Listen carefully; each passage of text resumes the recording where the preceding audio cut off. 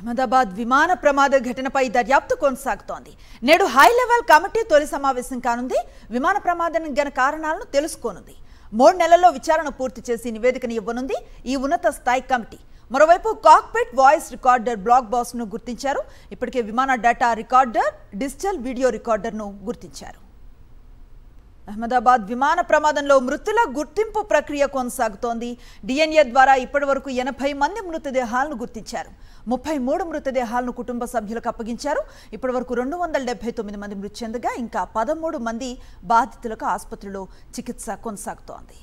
అహ్మదాబాద్ విమాన ప్రమాద ఘటనపై దర్యాప్తు కొనసాగుతోంది. నేడు హై లెవెల్ కమిటీ తొలి సమావేశం కానుంది.